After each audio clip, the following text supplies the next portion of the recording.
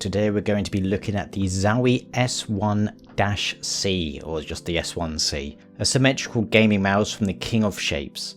I'll be going over the best bits, the worst bits, and I'll throw in some cheap laughs and Comic Sans as well. I'm in a bit of a love-hate relationship with ZOWIE mice, but will the S1C revitalise a lost love? Okay, so let's start off with the rough dimensions. It's 120mm long, 64mm wide and 38mm tall, and it weighs about 69 grams. It's using a Pixar 3360 sensor with the default DPI support being 400, 800, 1600 and 3200.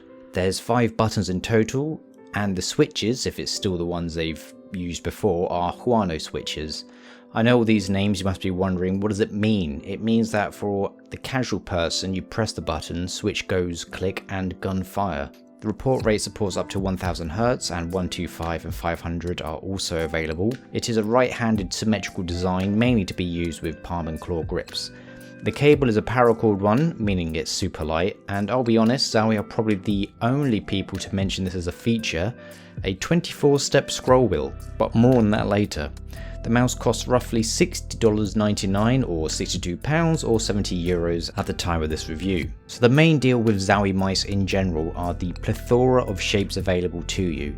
These guys are very keen on making sure they make a mouse that is as comfortable as possible, and this one is no different, though I will cheat a bit here. I'm going to once again suggest you check out their website directly for more information. For example, it shows and explains the differences the hump placement makes for each of their models, and for this one specifically it explains the need for the front end of the mouse being raised, so then you have more room for your fourth and pinky finger. The coating is a matte black, but this is a bit softer than some others. It doesn't collect as much gunk as some of the others that I've tried, such as the Rocket Cone Pro Air, but it's not as coarse as a Razer mouse either. I think it's a good balance in between, and you can see it doesn't reflect a lot of light, so it's not heading into the realm of a glossy coating either. The side buttons are well placed and function as expected. They are incredibly easy to reach at a roll of the thumb for me. On the underside you have a button on the left to change the polling rate, and on the right we have the DPI button to swap between the DPI values as said. And there are 2 large mouse feet with a small ring around the sensor, so there's a good amount of surface area covered here.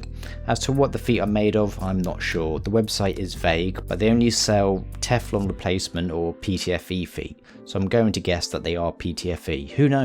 But these aren't the fastest either, so they're not like the traditional PTFE feet that you normally see, which are white and are incredibly smooth and fast. Here it's still smooth, but there isn't as much speed on them, so you get a lot more control when aiming. A new feature, for ZOWIE mice at least now, is the cable entry point on the mouse is raised, so there's less immediate drag on the mouse mat. One of the long-term complaints of ZOWIE mice have always been the cable, which is also now braided, so they've finally listened. Hooray!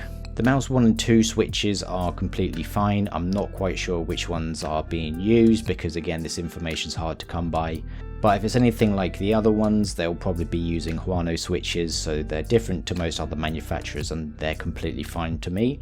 I have no complaints with them whatsoever. As I mentioned in the specs, there is also the added feature of a 24-step scroll wheel. It does its job, but you are going to have to wait a little bit longer for my thoughts on this one. So the best thing about this mouse is just how simple the whole thing is. It's only got 4 DPI steps, so there's definitely no need for software to change the pre-programmed DPIs. Looks wise, there's no fuss. There's no RGB either, which is great for me because flashing lights are overrated and nobody cares if the colour of your mouse matches your mini fridge filled with Monster energy drinks. And there's very little branding. There is a small ZOWIE logo on the lower back of the mouse and a small BenQ one on the side, and that's it. Underneath you normally get bombarded with various codes, trademark symbols, assembly information, serial numbers and all that lot, but here it's just plain as well. And the good thing is that ZOWIE with this mouse hasn't really crumbled into much of the fads. The lightweight of 69 grams isn't too extreme, but it's a good compromise, so it's not the lightest one, but I find that there's no real need to go any lower. The cable, which is finally a braided one or a paracorded one, is a welcome addition and they've done really well with it. Oftentimes with ZOWIE mice you'd find that the rubber cable was too stiff and would offer a lot of resistance if you didn't have it angled correctly. Here that issue is completely resolved, so there's none of that. The shape for me is just excellent and feels super comfortable, one of the most comfortable symmetrical mice that I have used in a long time. Oftentimes there's always that urge to just get an ergonomic design so my hand can feel like it's properly cared for and pampered, but finally I get that feeling that someone cares about me through a mouse design at last. It honestly feels like this mouse has been designed for me specifically. Thanks ZOWIE. I love you. But it seems every mouse has a downside. Some may already know what's coming, others may be completely unaware. You see, I'm a bit of a fanatic when it comes to scroll wheels, and this one is once again a massive disappointment. I've used the ZA12, the EC2B, and it seems like ZOWIE just neglect the scroll wheel like my parents did after school. Once again, it's an afterthought. It seems like they constructed the mouse perfectly, forged it in some sort of mythical land, and it contains the tears of an angel and all that high fantasy stuff. And then when they put it out for testing, they realised they couldn't scroll through websites, so they just thought, oh god damn it, we forgot to put a wheel in it. Quick, just get that one. I know it's covered in dust, just put it in. Is it broke? It's fine, it'll be fine. The notches on this are very bad. They say it has clear indents on their website, and I couldn't disagree more, it's terrible. You can actually get the scroll wheel stuck in between the notches quite easily. There's so much wobble between each one as well. The switch itself or click is probably the only saving grace for the scroll wheel, but even that probably requires more force than what's really needed. But that's not the worst thing. I don't know why the scroll wheel is this loud. I don't know if they're doing it on purpose or if it's an epic prank to play on its users, but it's just too loud. Here, I'll give you some samples.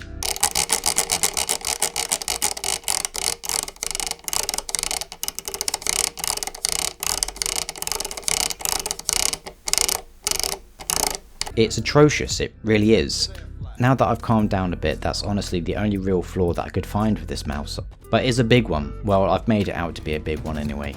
Am I crazy? Let me know in the comments section below on whether or not you agree with my complaint, or if I am in fact losing my sanity. So overall, this is a great mouse. It's hard to really recommend or suggest people buy a specific ZOWIE mouse because there's such a wide variety of different shapes and sizes that ultimately it depends all on you. But if you need someone to convince you to go ahead and make that purchase, then do it. If the shape is right for you, it's going to be a very reliable and comfortable mouse. Sometimes when you get the right one, it feels a bit like a nice luxurious seat but for your hand. When I hold it, I require no adjustments. When I let go of the mouse and place it back on, again there's no fiddling or squirming trying to get my hand in the right position.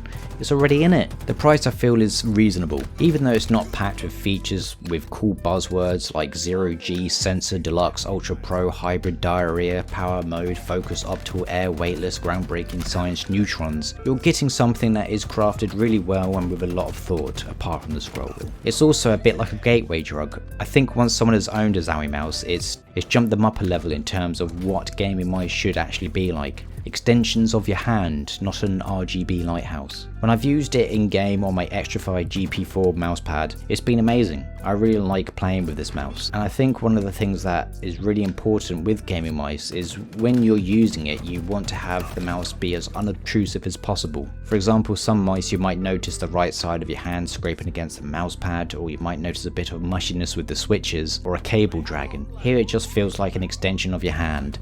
You'll hardly know it's there until you use the scroll wheel and it screams in your ear.